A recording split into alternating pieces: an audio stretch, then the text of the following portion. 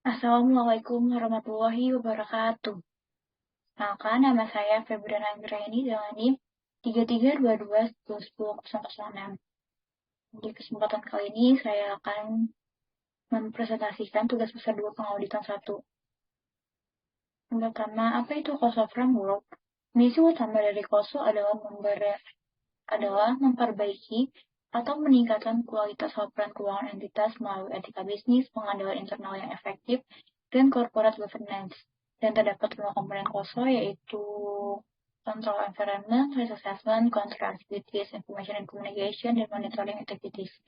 Control environment atau lingkungan pengendalian merupakan komponen ini meliputi sikap manajemen di semua tingkatan terhadap operasi dan umum secara konsep kontrol secara khusus. Yang kedua, control activities atau aktivitas pengendalian adalah kebijakan dan prosedur yang dibuat untuk memberikan keyakinan bahwa petunjuk yang dibuat oleh manajemen dilaksanakan.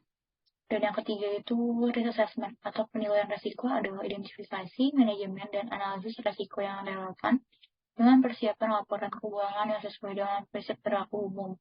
Dan yang keempat itu ada information and communication, merupakan sistem informasi yang relevan dengan tujuan laporan keuangan yang meliputi sistem akuntansi. Dan yang kelima itu ada monitoring activities atau pemantauan, yaitu proses penilaian kualitas kinerja struktur pengendalian intern sepanjang waktu. Selanjutnya, proses audit. Terdapat 3 tahap dalam proses pelaksanaan audit internal berbasis risiko, yaitu ada penilaian risiko, respon atas hasil penilaian risiko, dan pelaporan. Penilaian risiko itu yang pertama ada pemahaman entitas dan lingkungan. Entitas itu pemegang saham atau pemilik, dewan direksi, dan komisaris. Pihak berelasi itu bisa perorangan atau entitas. Penasihat utama dalam entitas itu hukum atau bank syariah atau dalam lainnya. Sumber pendanaan entitas, saing utama, pelanggan utama, pemasok utama, struktur organisasi, sistem operasi, dan perangkat keras. Kedua itu lingkungan pengendalian, penilaian risiko, respon atas risiko, informasi dan komunikasi, dan pemantauan. Kemudian itu ada lingkungan, kondisi bidang usahanya, lingkungan peraturan, kegiatan usaha, produk atau jasa, dan pasar. Kemudian ada prosedur analisis awal itu terdapat horizontal, vertikal, ratio, atau antar item. Kalau dia horizontal itu membandingkan dengan tahun sebelumnya, ratio itu akun-akunnya antara ratio itu antar item. Materialitas awal sebelumnya kita cari tahu dulu resiko entitasnya itu apakah dia high risk atau low risk. Kalau dia high risk pakai persenannya yang lebih kecil, kalau dia low risk berarti pakai persenannya yang lebih besar. Dan contoh kebijakan materialitasnya itu untuk OM atau overall materiality. Kalau dia pakai jumlah aset, kalau dia high risk berarti jumlah aset dikali 0,5. Kalau dia low risk berarti 40%. Dan begitu pun juga dengan pendapatan. Kemudian kalau aset bersih, kalau dia high risk pakainya 3%, kalau dia low risk pakainya 5%. Kemudian untuk PM, performance materiality. Kalau dia high risk berarti pakainya 50%. Kalau dia low risk berarti dia pakainya 80%. Kemudian dikalikan dengan hasil yang OM itu. Kemudian untuk HM, assertion materiality. Kalau dia high risk dikali 3%. Kalau dia low risk berarti pakainya 5%. Kemudian dikalikan sama PM. Selanjutnya materialitas PT Gojek, Tokopedia, Tbk.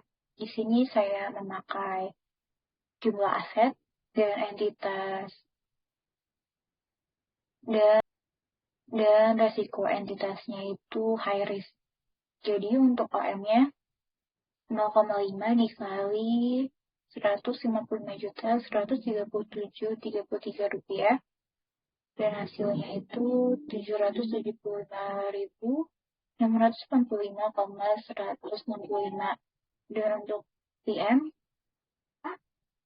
hasil OM itu nanti dikalikan sama 50%, yaitu 387.842,5.825. Kemudian dikalikan untuk dapat AM-nya itu dikalikan hasil PM dikali sama 3%, yaitu hasilnya 11.635,27. Dan dampak materialitas terhadap proses audit itu, di sini pakai contohnya analogi saringan air. Kalau dia resikonya besar, otomatis kontrolisnya itu menggunakan saringan yang lebih besar. Kemudian, auditornya ini bisa dia pakai 50-50, bisa saringan yang kecil atau saringan yang besar. Apabila dia pakai saringan yang besar, terus masih ada juga yang keluar, itu namanya error undetected by auditor. Jadi artinya, semakin tinggi resiko audit, semakin kecil nilai materialitas, semakin kecil saringan, semakin banyak juga sampel audit, semakin banyak pekerjaan auditnya. Dan yang kedua, semakin rendah risiko audit, semakin besar nilai materialitas, semakin sedikit sampel audit, semakin sedikit pekerjaan audit. Jadi, tinggi rendah risiko audit itu ditentukan di awal saat penerimaan klien dan hasil penilaian risiko. Selanjutnya ada respon atas hasil penilaian risiko. Itu terdapat 5, pengujian pengendalian TOC, pengujian saldo dan transaksi, yaitu TDP atau STOT, itu SAP, evaluasi materialitas OPMAM, prosedur analisis final horizontal vertikal atau ratio atau rata. Selanjutnya ada laporan. Itu terdapat 3. Evaluasi bukti audit. Apakah cukup dan tepat, relevan, sah dapat diandalkan. Terus evaluasi CLLK, dan yang terakhir itu memberikan opini. Apakah dia WTP, WDP, TMP, atau TW. Bagaimana cara mengaudit asersi kelengkapan atas akun aset tetap? Dengan TOC, level asersi yaitu check-up, completeness, existence, valuation, accuracy, presentation, yang khususnya bagian completeness dan dibantu dengan langkah memperoleh bukti, yaitu inspeksi, observasi, dan konfirmasi. Selanjutnya, bagaimana cara mengambil asersi keberadaan akun piutang? Yaitu dengan menguji CFAP yang khususnya existence dengan dibantu konfirmasi. Kemudian, apa itu estimasi akuntansi? Estimasi akuntansi adalah nilai wajar atau perkiraan merupakan suatu penaksiran atas suatu jumlah moneter ketika metode pengukuran yang akurat tidak tersedia. Tujuan dari estimasi akuntansi adalah untuk memperoleh bukti audit yang cukup dan tepat mengenai estimasi akuntansi dan pengungkapan atau disclosure. Prosedur audit atas estimasi akuntansi ini terdapat 3, yaitu risk assessment, risk response, dan reporting.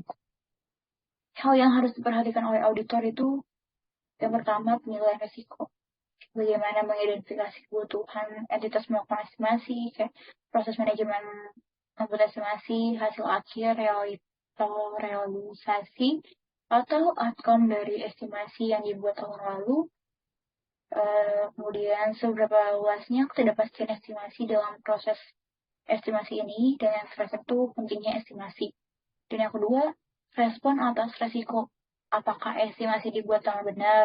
Berapa handalnya bukti pendukung? Dan kemungkinan adanya manajemen bias. Dan yang ketiga itu ada pelaporan. Apakah bukti audit yang cukup dan tepat sudah diperoleh? Estimasi akuntansi adalah wajar dalam konteks kerangka pelaporan keuangan yang berlaku atau disalahsajikan.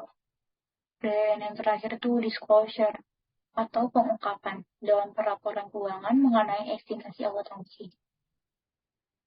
Dan yang terakhir itu ada opini audit.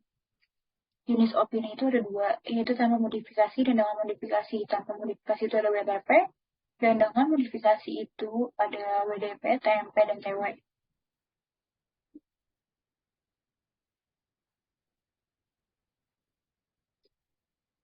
Paragraf opini dalam laporan auditor harus juga mengidentifikasi entitas yang laporan keuangannya telah diaudit, kemudian menyatakan bahwa laporan keuangan telah diaudit, dan mengidentifikasi judul setiap laporan yang menjadi bagian dari laporan keuangan, mengacu pada catatan atas laporan keuangan, termasuk ikhtisar akuntansi signifikan, dan menyebutkan tanggal atau periode yang dicakup oleh setiap laporan yang menjadi bagian dari laporan keuangan. Sekian yang dapat saya sampaikan, kurang lebihnya mohon maaf. Wassalamualaikum warahmatullahi wabarakatuh.